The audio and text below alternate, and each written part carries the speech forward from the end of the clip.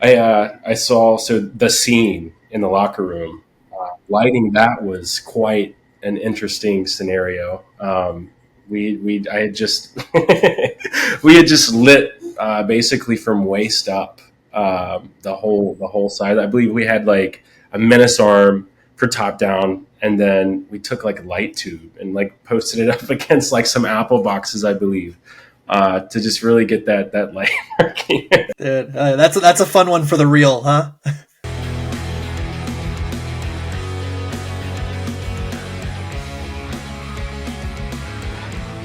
So, you having fun yet? Welcome to this episode of the Late Game Podcast. I'm Jeffrey M. Zucker, co-creator, actor, producer in the Late Game, along with my business partner, co-creator, writer, director, wonderful man, Jeff Tyner. Good afternoon. How are you doing? Yeah, not too bad. It's Wednesday, so we played some hockey on Monday. So yeah, still excited to get back on the ice on Friday, but I know you're getting on today. Yep, looking forward to that. So, in terms of our usually we've been starting with the Bear Seals, and we think we talked about in the last episode how a debacle led to our teams getting combined with the Canned Hams. And so you and I played our first Canned Hams game on Monday. Yep, we are canned hammers now. It was very interesting. Very nice group of guys. They could have justifiably been much more displeased at our presence. And they didn't. They welcomed us with open arms. Yeah, very chill about it, honestly. Having been on the other side of it, on their side of it, we've had less chill reactions. So, thanks for that. And so have my teams, but I think it's been more when we filled out most of the team and then they threw a couple randos. Like the fact that they were short also probably helps. See, but then a lot of guys kind of showed up, right? Yeah, we had a full bench. I mean, they probably would have been fine without us. I think so, but it looked like no one was showing up for a minute, So I was for a while, I was like, "Are we even going to have 5?" And then a glut of them just come in. Yeah, and I mean, I will also say for us Bear Seals, I think there's 6 of us assigned to the team. 4 of us were there, and we had a really good showing. So we earned our spots, I feel like. Shout out to you. Shout out to Reese. Corey, played like a man possessed. Let's not bury the lead. A little top cheese goal for our boy here. Assisted by me. Yeah, I'll take it. It was, I got me way more hyped than scoring. We're playing against our friend Matt Egan, who was the goalie. So happy at least you and Reese were able to get some goals in. He had my number on. I was a little too overconfident in my shot. Let's put it that way. I haven't talked to Matt since that, but I know he wasn't too happy with how the game went, but it was fun. Short side, top shelf, right? That was yep. Yeah, I was behind the goal. I mean, I didn't even really mean to. You passed it to me, and I just kind of put it on net. That's what goal scorers do, baby. They don't think. They just get it and catch and release, and that's all you did. It was hot. That's what I do, and it was a fun game. I mean, we had some great chances. We got to play together most of the game. The Seals ended up kind of skating together, which was fun. That was fun. I think it seems like they kind of efforted that to a degree. Let us play together some, which I appreciated. We can't talk another word without Corey's 1-on-4 at the end of a Connor period. McDavid goal. Dude, yeah, I think he tried to take a shot and it got blocked, and then as he's falling down just on the ice, does the Alex Ovechkin versus Phoenix move, and then the puck goes. I mean, dude, it was unbelievable. It was one of the craziest goals I've ever seen, and he was a demon on defense too. So it was, yeah, like you said, the Bear Seals showed up. Yeah, and then Reese is just the fastest kid alive, to quote Superbad. Yeah, no concerns there. Yeah, I got him a nice saucer pass. He went down, buried it 5-hole, made me look good. So yeah, that was fun. Yeah, so we ended up winning. I think it was 7-4. Yes, because I recall, it was 7-3. I think there was maybe a little over a minute left, and I was like, "Oh, I got the 4th goal. It's going to be the game winner." And right when I had that thought, it was no longer. They buried one. If I recall, they had a really nice. They had a woman who fell down earlier in the game on the blue line. This is the classic tripped over the blue line, and her team's razzing her. She took it in stride, but then she she would like undressed one of our defensemen and just It was fucking really nice. Yeah, it was a nice fucking goal. So she at least made up for an earlier blunder. And then, I mean, yeah, no, that was and let's not the most important part of the game. We opened the late game up to a new audience. So if any of our canned hams are watching, thanks for having us. Absolutely, yes, and watch the movie. Tell your friends. So yeah, it was fun. Excited to play some more with those guys. Hope to get the full Bear Seals squad back on the ice for the next season, though, the fall-winter season. And yeah, I mean, it was. I think it was good. And then you also are on the Pizza Boys. And what Pizza Boy updates do we have? Let's see. I think we've spoken since my last Wednesday game. So I played Sunday. That was like the first blowout I feel like I've been a part of in a while, being on the good side of it. We jumped out 8-0. I think it ended up 8-2, but that was a very fun game. I like playing with my Pizza Boys. Had a nice send-off for Mike Corbell. Shout out to him. He's heading back to the East Coast for a little bit, so it was a nice little pregame gathering at Crimson and Gold. It's a DU bar by the rink. So that was cool. Love to see those boys playing tonight for the Wednesday Pizza Boys. So excited to be humming along again after a brief time off. Awesome. Well, excited to hear how tonight's game goes. We record these a week in advance, so I guess when people will be listening to this, we will be having our Denver watch party or Littleton watch party coming up at the Dog Bowl at Edge Ice Arena. So that's Friday, June 21st. We're going to screen around 9:30, pending the end of the Platinum games and the end of Game 6 of the Stanley Cup Final. But yeah, I mean, I think that'll be a really fun audience to get the late game in front of. Yeah, definitely. That's a fun. I've worked the Dog Bowl, I think, last year with recording games for Mike Shaw. So yeah, it's a good crowd, a lot of people there, a lot of teams, a lot of good vibes. It's a good space for it. So I'm very excited to see the crowds and show it to some new people. Yeah, agreed. And I'm doing, volunteering and doing a handful of play-by-play and color commentary for a few of the games. And so that should be fun. I'm starting that tomorrow. And then we've got Tyler coming in town tomorrow night. Excited about that. And yeah, I mean, you know what?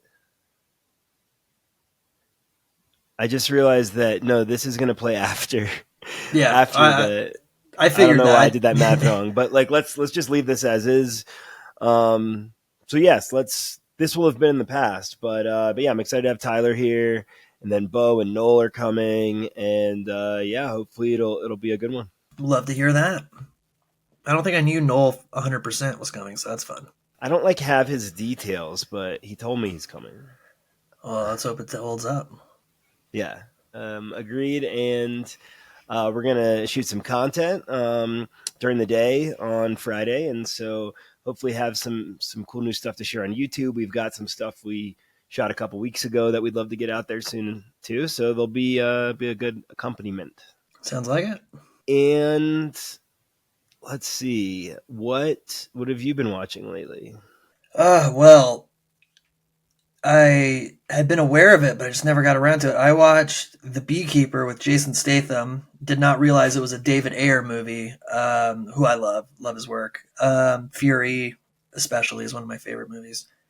It was fucking awesome. Silly, sure, like in concept, silly in some details, but I don't know how else to describe it other than Jason Statham, while literally a beekeeper who keeps bees, used to hold a super high secret position of beekeeper, whose only operative function is to protect the hive being the United States. So basically he's just a total fucking badass. And it opens with a crazy inciting incident of like elder abuse, of like a scam call that takes his neighbor's money. And so this is all like a revenge for this old neighbor he has. And it was 10 out of 10. 10 out of 10. I can't recommend it more. It was fucking wild. Did you already say where to watch that? I think it's on all the platforms now. I rented it on Prime Video. out of solidarity with the home of the late game. But I mean, that was I gotta check the that most out. stunning thing I watched. And then, Megan and I are back on MasterChef Generations, which that's the new gimmick for this season. Gen X, Gen Z, millennials, and baby boomers. They're still in the audition phase, and it's already worn pretty thin, the whole, because they're trying to force it into like every conversation. And it's like, okay, we get it, but I still love MasterChef. I love Joe Bastianich mainly, but that whole crew, Aron and Gordon, I'm a big fan of the trio, so we watch that every week now. Nice. Well, I definitely want to check out Beekeeper. MasterChef Generations is not near the top of my food list at the moment for shows, but I'll keep it in mind. And for me, two things I was going to mention in terms of watching.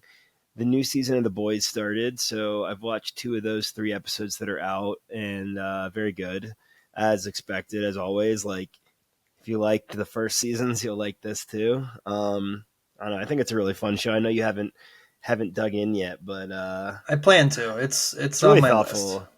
Yeah, there was a very funny cameo in one of these first few episodes, so I feel like those have gotten more frequent as time has gone on with the show, and yeah, you never really know what to expect. They'll do anything. when you say more frequent, you mean of the surprise cameos, or? Yeah, I feel like there's been more surprise cameos, and then just like, I mean, there's always just been out of the box things that happen and absurd things that happen. So I appreciate that. And then the other one I just wanted to bring up is, I have watched the first, I think there's only 2 episodes out, and it's that new Star Wars show Acolyte. Have you heard anything about it? I know it's out. I never really pay attention to what people are saying about a Star Wars series because it just seems to only exist in extremes. And it's, like people hated on Book of Boba Fett, and I do think it has its flaws, but I still thoroughly enjoyed it, So it's like I kind of approach any Star Wars series like Andor got a lot of crap. I don't from whoever, someone's always hating on it, but like Andor is one of the best things I've ever seen. That along with Rogue One might be outside of the originals. Like I think those are probably 2 of my favorite Star Wars properties. So yeah, I plan. I think that's something I'll get to at some point. So this one, Acolyte, the reason I kind of know what Star Wars fandom thinks is because Facebook targets me real hard on random Star Wars shit, and I read it, so it keeps sending it to me.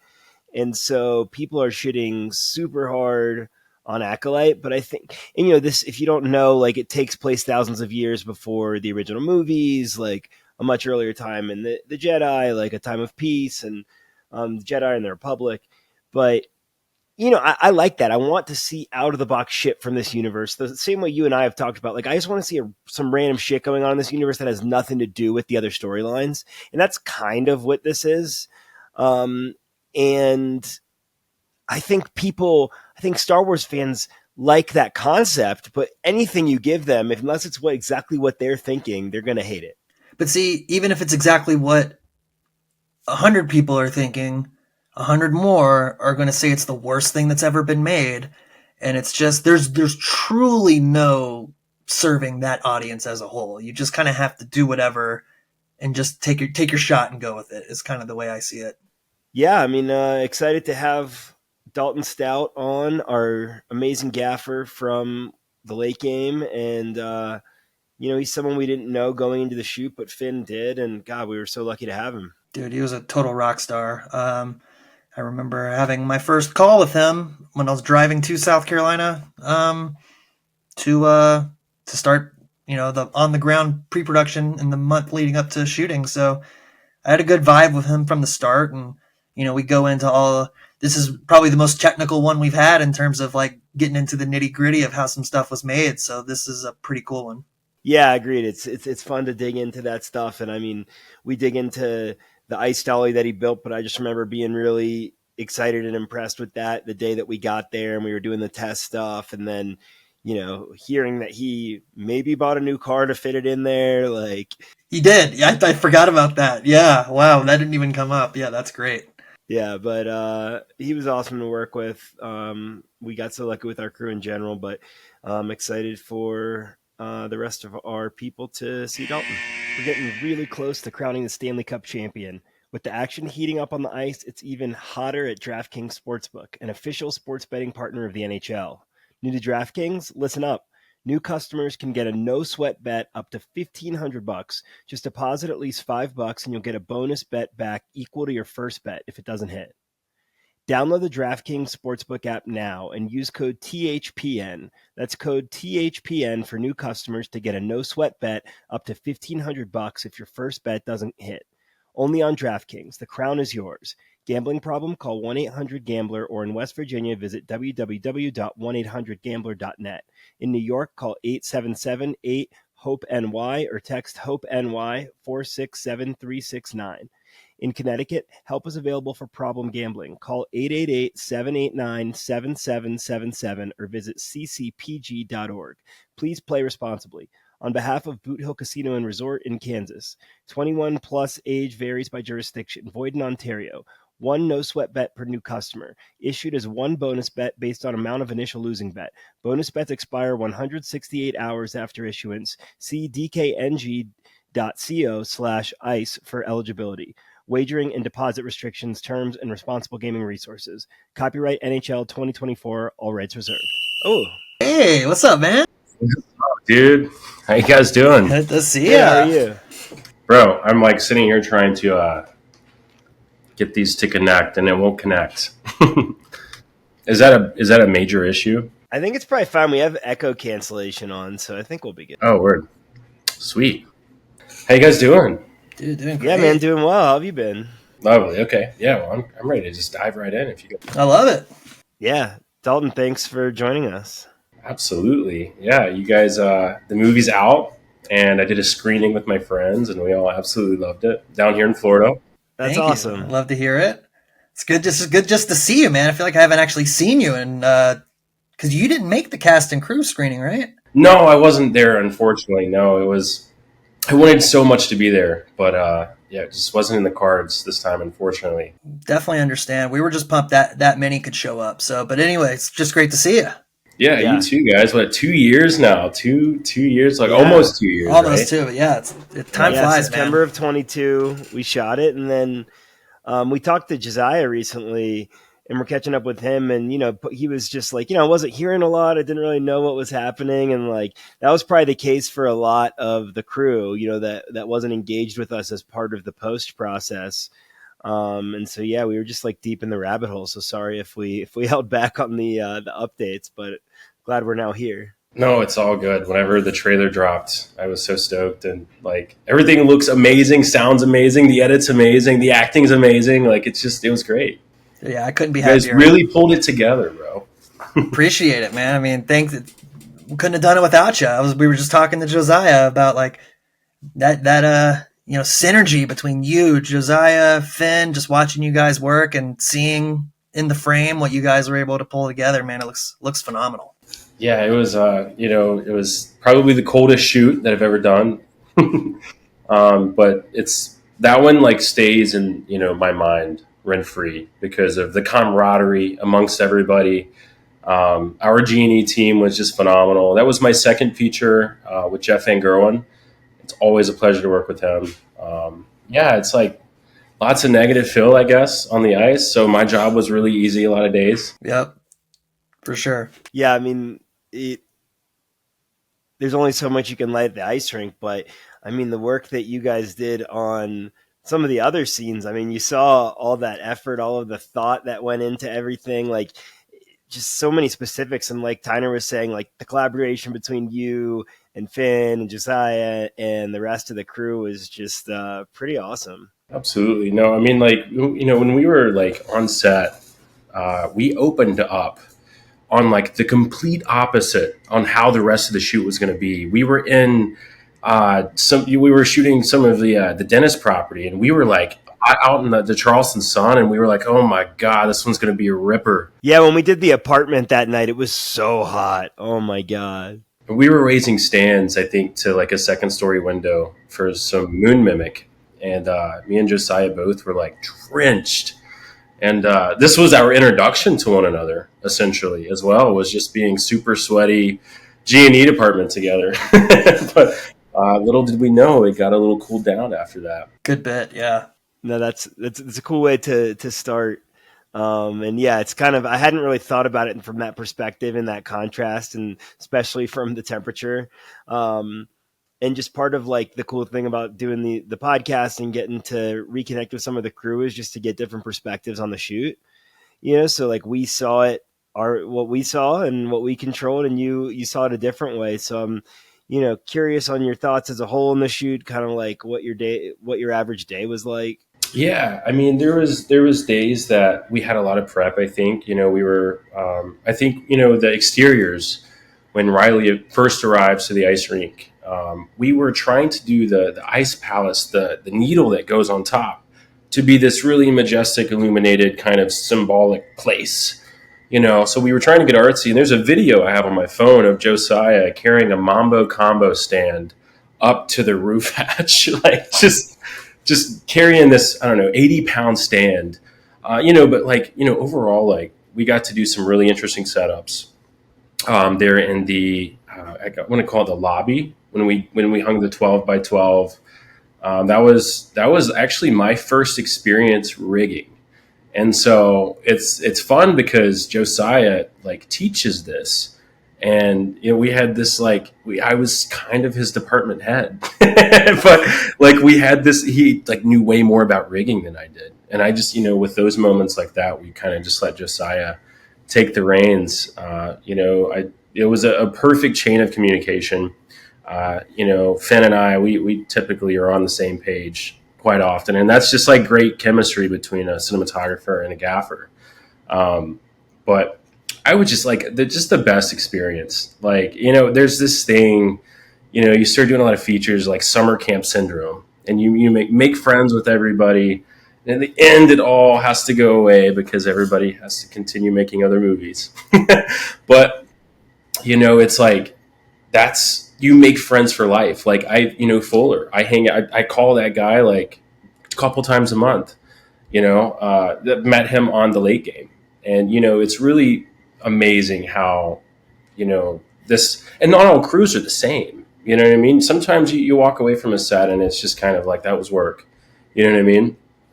This was so much better. Like I said, just friends for life, so many different friends for life. A 10 out of 10 experience. I mean, so much to hear that from so many people on the crew, especially with this being our first, feature set where we're kind of the head dogs too. So like that, it means a lot that we didn't create a miserable environment for a bunch of people, that like we had fun, but we also got a lot of really great work done. Yeah. I mean, it's like on the logistics side, I stayed in my lane with just the lighting department.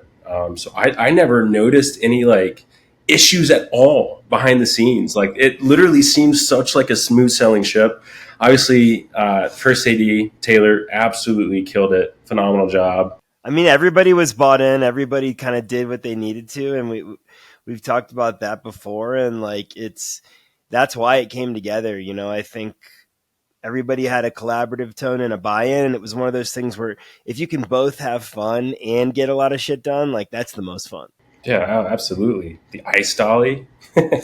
Yeah, let's talk about the ice dolly. I mean, yeah, dude, you built that. That thing was a workhorse, man. And like, what was your first conversation like with Finn, where you guys ended up deciding that you were going to build this, or where did it start? Yeah, so Finn sent me the clip from Miracle, and he was like, "Yo, check this out." It was a behind-the-scenes clip. I believe it was Miracle. I think I'm right. Yeah, so it was like just this crazy rig that they made, and it was sat on skates. That was, I'm not like, I don't have a workshop for metal. So, I was thinking that I feel like depending on the scenarios, it could hurt us to be on skates. So I just, we did like ice, we did hockey pucks, and, that wound up, I think, working out. It was taking a shot in the dark. I knew like what we needed to have. And, essentially, with early conversations between Finn and I, it was mostly, the camera needs to be on the ice at times. Let's just make that a little easier than being directly on the ice with with sticks or tripod. And then it kind of turned into more of a, this has to be a rig. Like this needs to like move the camera around. We need to essentially this be, a different tool for the camera to move. And yeah, I mean, it worked out. Like we basically, we just took plywood and floor flanges and built a speed rail system with it, like a little push pull system. And we kept it clean. The bottom of the ice, we sprayed, or the bottom of the pucks, I'm sorry, we sprayed a water, alcohol, and Dawn dish detergent mix to try to keep those pucks slick on the bottom. Because I didn't even know that. Yeah, I don't think I did. Yeah, between takes, a lot of the times, like we would run in really quickly and spray the bottom of the pucks because like the ice was gathering on the bottom of it and sticking to it, that it was making it more difficult to maneuver. And then a lot of the time, like Seth would take that position and he would do that on the bottom of the ice. I mean, I remember like the first day, like before shooting, we came in to kind of test it out on the ice, and then like you guys talked modifications, and you came back the next day and it was a little different, had like the push bar and stuff. Like you were really good at pivoting when needed. I appreciate it. I feel like everybody did a phenomenal job on I mean, I feel like the locations, like your guys is like, pre-production was probably a whole lot of fun. Everything came together so well. So like how has it been seeing, I mean, obviously Tyner, you edited this, right? Yeah, that was quite an endeavor. Yeah, I mean, that it's funny going into it. I thought editing was like if I had to pick a skill set within, the world, it would be editing. But even then I was like, oh, I'll get it to a certain point and then we'll bring a real editor in to finish it. But that never really happened, thankfully, I mean, shout out to my assistant editor, Hans, local guy out here in Denver, who really just helped me out so much just by having an organized project. And then after that, it was a lot of trial and error, but I just kind of did them one scene at a time. We did our assembly cut, and then that's where it really got going after that. Yeah, we had Finn and Rizzo came in town for a day, and we just spent all day like watching the assembly cut over and over, talking about different things. But Tyner, and then at one point, Tyner did not want to be editing on the fly as we're all talking, but like we like needed him to do it, and he did. That was tough. Because I wouldn't call myself a speed editor. Like I watch people who are real editors, and that's, I think, what really separates is just no wasted movements. Whereas me, I'm just like constantly looking for my keyboard shortcuts and all this shit. Yeah, like that was a real struggle for me, for sure. I can't imagine. I remember when we watched it. It was me. I have a media company down here in South Florida, and me and my partners, they were like, I want to see this. I've been posting quite a bit of BTS, and they were like, we have to check this out. So I went over to my business partner's house. We just put it on. He's got a little home theater. And I remember I was like dissecting it, dude. I was the edit. I was just like, this is like put together through post so well. And like, we had just wrapped a feature of our own, and I was like envious. I was like, this is so good. That. I mean, Thank just you. the sound mix, like, I always blink on her name. I always want to call her Sharon, or sound mixer. Susan. Yeah, we just fucking talked about her. Yeah. Yes. She's the best. She did it, what seems to be a phenomenal job. Oh, yeah. Such a good job. And also shout out to our Soundhouse Monkeyland out of Glendale. They doing that final mix. That was, watching those guys work was something impressive too, man. Like, really thankful for the way they were able to, because that, especially on the ice, man, those hockey sounds, it's a lot going on. Oh my gosh. Yeah. I mean, it was really really all well the done. things that fell into place, like getting Monkeyland as our audio was certainly one of the top ones. And I think part of it was the strikes were going on, and like they had availability. And then it turns out like people, so, was it James whose brother plays like in professional hockey? Like, so there were some hockey ties, he'd worked. Yeah. He already had a hockey library to like as a starting point. Like I thought that was going to be a whole stage where like we have to like Foley some hockey shit, and that never had to happen. Yeah. We were like planning to rent ice time, and like whatever you need, just let us know. Like we don't need Just anything. record, post, Yeah. like Foley it. Oh my god, dude. Weird thoughts of it. Yeah, no, he had a full fucking library ready to go just from recording his brother a couple years ago. Yeah, no, it's crazy. Like I just blank on things like that, like it's because I was like, the whole time I was like, damn, they just did so good getting all those little nuances. And of course there was Foley. Oh yeah, there's a fair amount, and we did a fair amount of ADR too. But I mean, everything just came together so well. Like what we had from Susan on set was amazing, and sound was, it was it was a lot of work on this one for sure. But we were happy with it. Yeah, well, like what, a year of post production, right? Like it was, well, I Probably a guess, year and a half. Yeah. yeah, wow. Pretty much, yeah.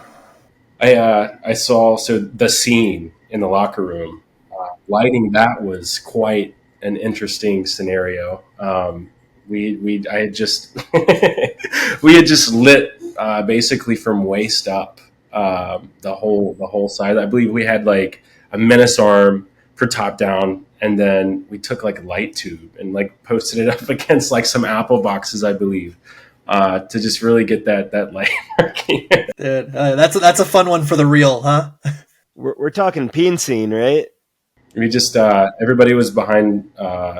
Everybody had to leave for that scene when we shot it. But so many people still hung out because they wanted to see it. And Proton was definitely cool with that. No, it was funny just working with Finn on like how do you want me to light? Is this going to be like accentuated? Are we going to like push the dramatics a bit here? Just but it worked out. It seemed to work out really well. Ladies and gentlemen, it's my pleasure to announce that Smooth Sack Summer is officially upon us. When you're playing in the summer sun, make sure you're groomed from pubes to bum. Thanks to our friends at Manscaped, you can make this season your smoothest yet. The Performance Package 5.0 Ultra is the ultimate bundle to keep your boys downstairs cool while looking hot. Join the 10 million men worldwide who trust Manscaped with our exclusive offer. Get 20% off plus free shipping when you go to manscaped.com and use code THPN. Summertime and the trimming is easy. Most guys know the fear of going to clean things up down there and getting a nick or worse. The Manscaped Performance Package 5.0 Ultra has everything you need to prepare that summer bod. Their 5th generation trimmer features 2 interchangeable next-gen skin-safe blade heads, a standard one for taking a little off the top, and a new foil blade to go smooth wherever your heart desires. Get 20% off plus free shipping with code THPN at manscaped.com. That's 20% off plus free shipping with the code THPN at manscaped.com. It's Smooth Sack Summer, boys. Get on board or get left behind. And speaking of locker room lighting, like the main locker room where the team was, like it was beautiful. Like it was very warm. It almost had like a dreamlike quality. Maybe that's just to me because like that's kind of a dreamy sort of place, is like hanging with the boys in the locker room. But it had that warmth that I really appreciate. Oh yeah, going with the lighting tubes like for the stalls, like I love that. I mean, and just to piggyback on that, man, like the locker room, I love that we spent some time there. We've gotten specific compliments on how great the locker room looks from hockey people. So like, I mean, you fucking crushed it, man. Well, that was, Finn had phenomenal direction, and that's like what it really comes down to is like, I'm not building the lighting plots. You know what I mean? I'm just sort of executing Finn's vision on how this needs to be lit. And, actually first, I think initial conversation and he, if I remember correctly, the tubes were too much at first. And I think we were going to take a different direction. And then it just wound up sticking. It was, I believe, 8 or 9 tubes above the little sections, I guess what I call them cubbies. And it worked out so well. Like the way the interior was designed with the wood, it just worked really well with the warm tungsten tones. Yeah, I'm really glad we went with that room instead of one of the generic, like the peen scene room. Yeah. You calling it the bean scene? Yeah. The peen scene. Oh, the peen scene. I love that. Well, I mean, to go off that same sort of thing is one of the things that bummed me out to a degree because of how great you did in your job was, it ended up in the final cut as it was scripted, which was just a title credits, just a couple of shots, which was when we lit the bar. It looked so fucking cool that we actually shot dialogue and stuff that was in the assembly cut, but we just decided nah, it's just, it's slowing up the start of the movie, so we just kind of went back to the way it was originally intended. But that's the coolest that bar's ever fucking looked, man. Like, that's one of my favorite things that I just wish we could have had a way to keep it in the movie a little more, because it looks so good. Yeah, so that was the fun day where we set off the fire alarms. Oh yeah, I remember. I I forgot about see that happened multiple times, or maybe a couple of different times. It missed a couple, yeah. That fog you could hear it from the ice, yeah, because it went over the whole PA. It was the hazer that did that, right? Yeah. So we were hazer, trying to use the room to just to give it that vibe. You know what I mean? Like haze can just work really well in a nightlife scenario, I feel like. And it really did. It looked great, but we did trip the alarms. Worth it. I also really loved another thing we didn't get to see too much of, the look of the pro shop when Sean was in there sharpening his skates. Like, that's super brief in the movie, and like I feel like so much of your job, like in setting up lighting, is like this takes hours, but you might only see it for 30 seconds or whatever, 5 seconds in the movie. It breaks my heart in some ways, because like I wish other people could have walked through that pro shop as it looked that night, because like I grew up in there. Like, it was just so cool to see it lit like that. For me, it's like, as gaffer, I think it's different with cinematographers. I feel like a little bit, but with gaffer, lighting design and all of that fun stuff, like it's always going to turn out in the end. Like, if if you get just, you guys are happy with the product and you have to cut scenes just because it has to happen for the story, like, we still got to live the experience of setting those lights up, because we love playing, you know what I mean? Like, we really enjoy it. We were blessed with a multitude access of equipment. So we had, it was a nice way to get to try new things and experiment a bit. It was such a pleasure all around. The pro shop was, we went really moody with that. Naturally, it's more of, it's fluorescent lights. And we just decided to make this an after hours vibe. And I believe it was like he was closing up or something for that scene. Yeah, I think the premise is like he had clothes, he's sharpening his skates before his game. That scene was so much fun because of the dark shadows that we get to play with. That was one instance. That, of course, in the dentist office, we went with more of I feel like a darker vibe in the dentist office. I mean, that's another one where a lot of work went in for seconds. And like, if we'd known we were only going to use what we did, then like we probably could have filmed that in an office at the rink. But like, we didn't know we weren't going to use some of the more dental aspects of the space. Yeah, because we had a little bit to that scene too, that it ends up just being the one shot, like with the bar. But I mean, I know, having worked closely with our colorist Bradley, who was also just fucking phenomenal, like, I do know he had some serious fatigue being on the ice for so long in the movie. So like, I know, if nothing else, he appreciated some of the variety in these other setups. So yeah, I mean, that one shot in the pro shop is gorgeous for sure. There's another setup that we did that I'm absolutely blanking on it. The one that stands out the most to me is the one in the lobby where like Josiah was up there like climbing up to the top of the ceiling, and like you guys were hanging shit. I don't even know. I think we use their what is that thing called? The scissor lift. Yeah, that was fun because that scissor lift it's a few years old, I think. And, it tended to be a little bit wobbly at the top. And one thing about the scissor lift, just really quickly, Finn wanted to black out all of the parking lights, like all of them. Those are I remember this, yeah.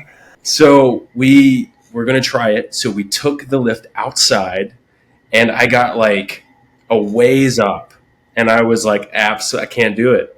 And so Josiah was like, I'm so glad you didn't do that. Like, yeah. Oh my God. He was like, Dalton, do you think that we could put muslin over all of the street lights out here? And he was just, I loved seeing that because he was starting to make like some really cool requests. We were like, absolutely, let's try it. Me and Josiah get outside, and it was just way too sketchy. we were like, let's just play safe. One little gust of wind and... Oh, it's like you can't like breathe without it wobbling at the top. It raises so high, and you're just looking down, and there's no like outward support. Yeah, I'm getting anxiety thinking about it. Yeah, no, it was a lot of fun. But yeah, and with the lobby, we did a 12 by 12, and I believe it was two sky panels above that, and that was the moments you see. He's in the lobby, has the American flag, and he has a conversation with you, Zucker, I believe, right? Yeah, and of course, like the picnic table where it's like the four of them having a conversation. That was tons of fun. We did some stuff with the staircase with the yellow railing, I believe. But it kept something kept happening, and the lights we wrapped wasn't working out. Yeah, I remember that. Very very brief. I think we ended up leaving that lobby setup like that overnight, and so we got a call like first thing in the morning from Brandon, like, "What the hell is this? Like, you know, you're gonna be hanging stuff on the ceiling." Like, that's all right. I promise we'll get it down. Yeah, we like coved it. So we built essentially it was a giant softbox of sorts is what we put up there. But no, I so the other setup was right in front of the automatic doors when RA comes up. That was a good setup though. Like I remember Lipsky was actually like he was working G&E a little bit that night. So I remember he was like trying to hang a tube light up above the door because we were adjusting so many different things around quickly. And I believe that was one of the days that we had maybe been short a grip. I believe we had Hayden on, and there was a couple of days that we missed him. But other than that, like those setups were that was the introduction. I think that was the second day on the ice or the first day. Yeah, that that one by the front door was one of the more stressful times for me because we really rejiggered. Like there were several parking lot scenes that we condensed into this one lighting setup because it just looked such a cool vibe to it. And I'm so stoked with how it came out. But I remember conceptually trying to figure that out in the moment was really stressful. I'm so couldn't be more pumped with how it came out. And then coordinating the execution too of that one was like I remember like the lineup of people and the timing and Basically every character in the movie almost. I think minus Chet, really. Yeah, I mean it was Zach Bell, it was RA. I mean it was several cast members in that scene. yeah, pretty much everyone except for like Chet, Sandy, Mark. Yeah, pretty much. Yeah, because we did Tyler and Gray too, but we in the cutting it, and you just see them in their car later. But shout out Mike Bologna who's doubling for Grayson. But yeah, I mean, and then that opening night you mentioned doing that like second story moonlight. That was such. It's funny that thing about that first night because it was so different from the next 14 days. Yeah, so we got this M18 to the second floor, or I guess it was the second. It was the rooftop. Josiah carried this massive stand, carried this big M18 up there. We finally get to the top and we're trying to get it to work. And dude, we're like, this is an M18. This is like a powerful light.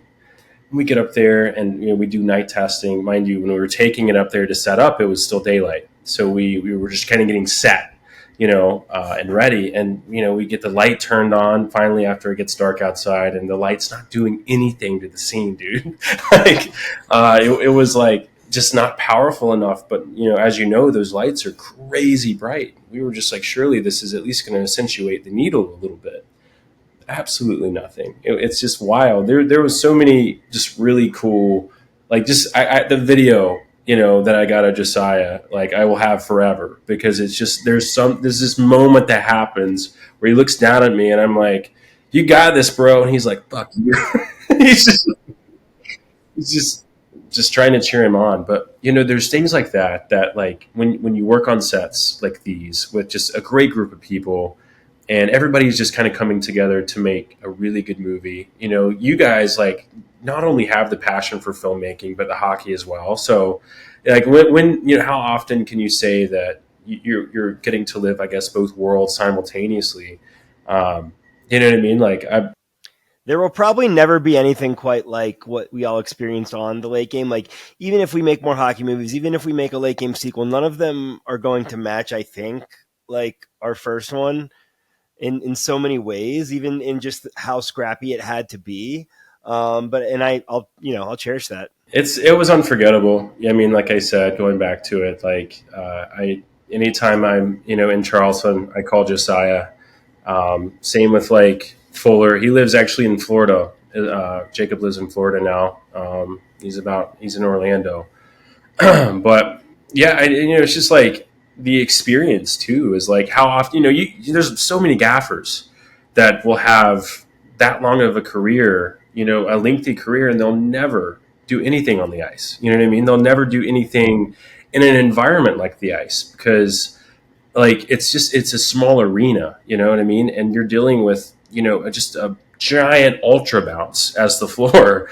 And it's like it was cool because that in my head going into this, the ice rink was going to be by far the most challenging of the entire movie, and it wound up being as simple as a little bit of negative fill, bringing in at times, and it was just crazy to me that we didn't have to rig lights above there, like we didn't have to get the scissor lift on the ice and start hanging lights. It was cool getting to live in a very similar natural environment that place experiences every day. Paying homage to it in that regard is really cool. That was not artistically changed hardly at all. Yeah, it looks so. What are you going to do? It's an ice rink. Oh, I love it. It's real. One thing That's we had what we're going for, real beer league. Yeah, I guess the one other big one from a lighting standpoint, which I think is great to come early in the movie, I think it really sets up that like this looks like a real movie, is the bar restaurant scene. That was our last day of shooting. Like I remember, I'm in the peak of my haze days of just like I'm not firing on all cylinders, but I do remember there being like a late equipment ask of like, if we light the outside windows a little differently, we can accomplish this look. So do you remember much about that last day? Yeah, so I'm trying to. That's hitting me a little. Yeah, not really. Yeah, I mean we weren't super present on that last day, so I get it. Yeah. Wait, so what's for what was it? We were exterior. Yeah, so we were interior, right? Interior. Yeah, so it was written as interior and exterior. We decided that morning to scrap the exterior setup and do everything inside. And I thought I remember like a day or two before shooting it, you had asked for a certain kind of light to be lit from outside. Does that ring any bells? Yeah, so I think I want to say that was the M18. But because I can't, remember unless we asked for an additional sky panel. That's a tricky one. I can't remember. So I remember like when we were on the dolly, when I believe it's when Riley first comes in, when he first enters the ice rink, the ice palace. Is that what you're talking about? No. Oh no, yeah, no. I'm talking about the opening where they're in the bar, like so. Yeah, not the bar at the rink, but the like restaurant where he meets Proton at the very beginning. Oh, dude, yes. Okay, I'm so sorry. I was thinking about the ice rink bar. That's another fun scene. Yeah. So with that, like was it that we were trying to do day for night or something vice versa? So we were doing sunrise, masking sunrise for sunset, I guess. Like we were shooting first thing in the morning to make it look like happy hour.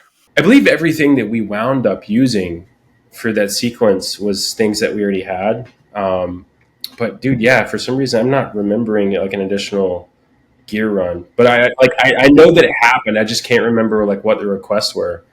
I want to say it's the 12 by like that was in the lobby, but oh no, I do remember it was Licos. So yeah, Finn wanted some Licos because we didn't have any pulled, and something happened with Trident that they were not available or one of them was broken. But that was the lights we used opposite the bar. So I think a lot of holding was actually back there. It could have been like extras or something, but everything else was just tungsten. We raised like a mini arm to sort of backlight Riley while he's standing there, and when he has the conversation with Proton, like that was all like 300s, like RE 300s, I believe. But there was some accentuation happening from those Licos because they were very specific. Like they essentially have barn doors on the inside of the light that you can like hyper fixate the light to a very, very small area. and like do so many colors. Like it's like 10,000 different colors or something ridiculous. But yeah, so that was just like some extra stuff to bring more of the restaurant, I think, to life with like a different color palette. Because we were using mostly tungstens, like 3200 tungsten lights, and then the 5600 like sky panels that we were using. We were very rarely pulling out color for any reason. It just looks so good, man. Like the fact that we with so few extra, I think that was actually the determining factor. Is the call for extras came up short, so we didn't have enough to populate 2 areas, so we just decided to pull everything in. And I'm so stoked of how it turned out. That's kind of where my family members all get their cameos too. So like I love the look of it, and just like, yeah, I don't know, last day of shooting, but right at the top of the movie, so I think it kind of sets the tone that this looks like a real movie, you know? Yeah, I mean that day is absolutely very very foggy in my brain. Oh yeah. So were we 100%. at a previous location before that setup? No, so that was, we did the 14 straight days at the rink, and then the final setup was we did a half day on that last day. It was the 15th. So we got to the rink. I had to drive the truck because no one wanted to for liability reasons. So yeah, I mean, we pulled up, I want to say at 5 a.m., maybe 6 a.m. It was still dark when we pulled up. I know that much. And yeah, so we shot until the restaurant opened at 11 or 12. So we shot until they opened basically. And got everything we needed, man. That was a satisfying last day to be there and have enough of the crew there. I know Finn had to run off to that wedding, but that was a kind of a good location for a mini wrap party too. And I won't throw them under the bus, but somebody was late, so like we had to really cram in like the stuff we needed. But yeah, it was tight. Yeah, and it was sad kind of that Finn had to just run to the airport after. Oh, it was so sudden. Like, we missed him. I remember like after we wrapped, we have some food at that location that we were Yeah, I at. fell asleep on the table. No, that's lovely. I believe I think Sharon and myself and Fuller probably. Susan. God. I'm so sorry, Susan. Yeah, we'll just blame it on We the had to brain say fog. sorry to Susan a lot. A lot. lot. Yeah. So. That's horrible of me. I'm so sorry. Nah, it's all right, man. Yeah, we anyway, Susan, myself, Fuller, we had a few drinks at Rap right there. I think we got a little buzzed.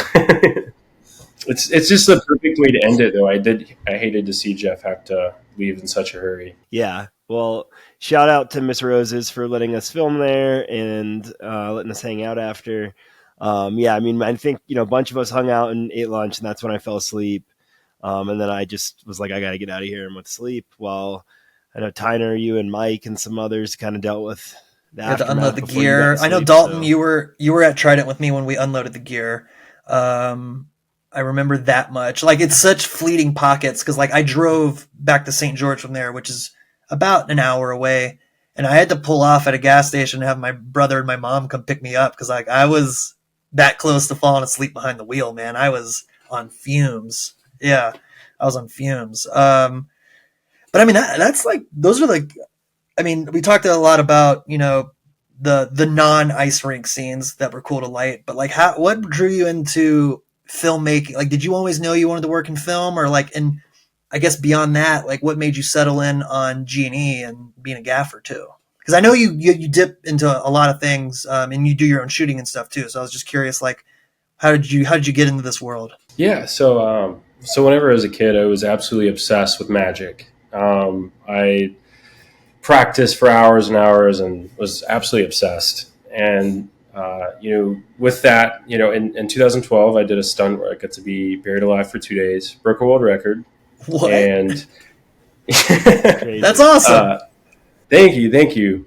And like I got dipped into some film stuff. Like just my interests were broadening, I guess, and kind of transitioned from magic tricks to trying to be an actor. As a 12, 13-year-old.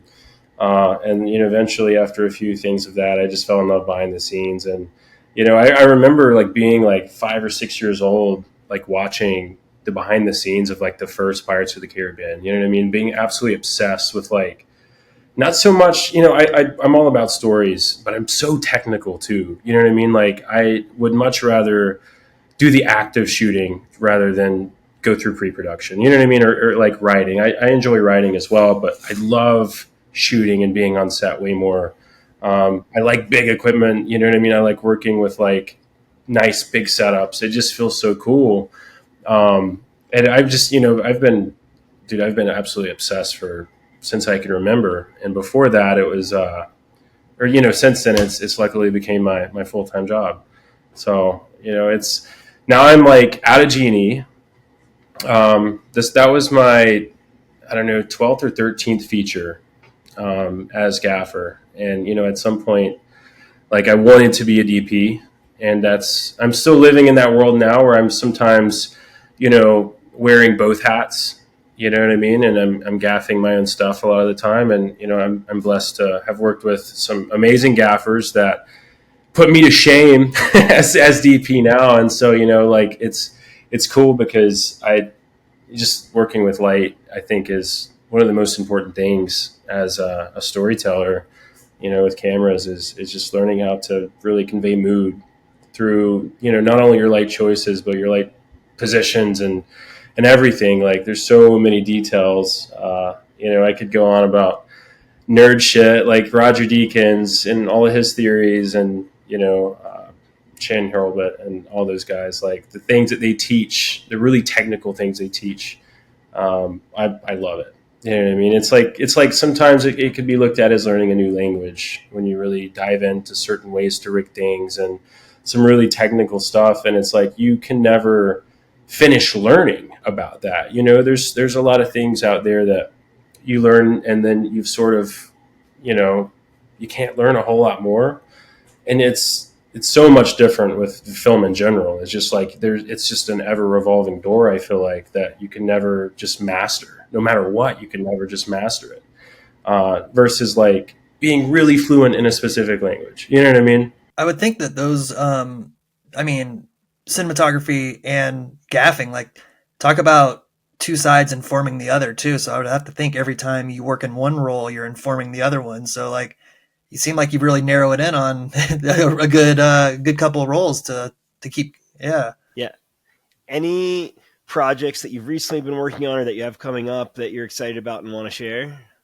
Yeah. So, lately I've been really in the music video space in the hip hop world. I think the biggest accomplishment over the last year or so has been I've directed about 9 Lil Boosie music videos for Boosie Badass, which has been really cool, and that's had a lot of doors open that's came from that. Some really fun stuff I'm working on also in the music video space. But yeah, I just directing music videos and shooting music videos. Yeah, I got a couple Reds of myself not too long ago. Got a couple V Raptors. Got some G&E, and just trying to sort of own or operate, you know what I mean? And I'm not too big of just renting my camera out, but I like to do a deal, where I'll shoot and bring the red and all that good stuff, owner op type of a vibe. But a couple of documentaries. Working on something for horse racing right now. It's the Kentucky Derby. We got some really cool people attached to that. There's Ryan Pilata, who has directed music videos for Shawn Mendes, Demi Lovato. Some really cool stuff going on there. Yeah, but that's about it. That's about all I could say about it right now. Yeah. That's cool. My favorite professor in film school, Luke Ostrowski, he said he loved working on music videos because you just had to make it look pretty. Who cares about a story, right? Is that how you approach it, or do you have a little narrative structure to it, or how's that go? That's a fantastic question. So with Boosie, he's so old school that he doesn't want a story. And he's like this like old school MTV music video vibe where it's mostly performance. So, I love that because it's I get to be technical, and, if it's such just a simple idea of him just rapping to the camera, like how can we elevate that, by a long shot? And, and that's not, I absolutely love storytelling. I absolutely do. But, whenever I get to just geek out purely on none of the other complicated stuff and I'm giving sort of a blank canvas, I guess, I really love that shit. That's awesome. I love to hear that the music video game's still going too, because obviously MTV, VH1, that's the heyday. But like, I'm glad the internet has kept music videos rolling because I love them. Yeah, yeah. They're fun to shoot. It's typically 1 or 2 days. You're typically working with 15, 20,000 if you're lucky for a 3.5 minute song. But it's nice. You know what I mean? We shoot mostly most of Boosie's videos in Atlanta, obviously, and the resources there. Got lots of friends in Atlanta, and it's always nice to work there. But yeah, I mean, it's mostly YouTube. I think like combined music videos that I've probably shot, we're probably floating somewhere around 20 million in 2023. So like not too bad. I was, like I remember like I'll check it every once in a while and like look at a couple of the videos. And my first million views as director was like a huge moment last year, and I just screenshotted it. Hell yeah! Congratulations. I appreciate it. Yeah, and it's like everybody has just done so many things also since the late game, and that's like fascinating. I want to know like what's next for you guys. Dude, I just I'm working on another feature now, but like just writing, but like this has been it for 2 years. Has been, I mean, 4 years really is the late game. So like branching out is just getting that started. It's definitely been an endeavor, but like I just want to keep doing this. I just really hope we can get some people to pay for it. Is like always what everyone's looking for, but I can't. Like this is everything I wanted it to be, and I got the bug. I want to keep doing it, man. Man, it's so satisfying to hear. A lot of people, I actually just worked with someone. This was their first feature, and they were like, "Absolutely never again." Like just not this specific, just another project, I thought that that specific project went very smoothly as well. But it's different for everybody, and it's hard. Like no project's fully smooth. You know what I mean? Like. It's hard, but if you like who you're working with and you like what you're creating, then the hard work's worth it. Oh, absolutely, yeah. And it's like guys like us, like we'll repeat it. It's beautiful insanity why we're there. It's like there might be nights that you guys dealing with logistics and management would probably cry yourself to sleep, but like but like you'll just repeat it again because it's so absolutely worth it, and it's seeing it.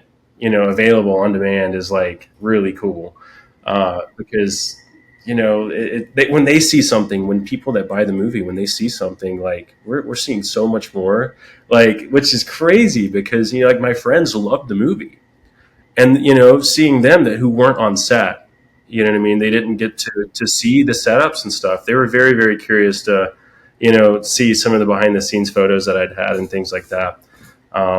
It's really cool. Very, very proud to be a part of it, fellas, for real. Oh yeah, we're proud to have you. And as long as you're not priced out of our wheelhouse, we'd love to have you back whenever Project 2 comes. Absolutely. I appreciate it. 100%, man. Yeah, we'll definitely run it again. We'll have to get as many of the same folks from the last one on board. 100%. Our thoughts exactly.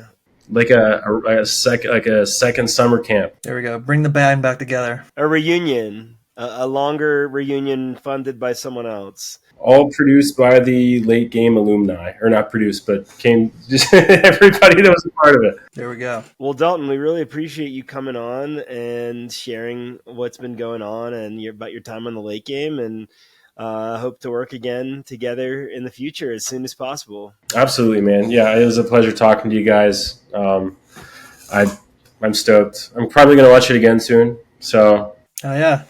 We watch it all the time. Hey, you guys have a blessed one, and I'm excited for the next project. Definitely, man. Thanks for coming.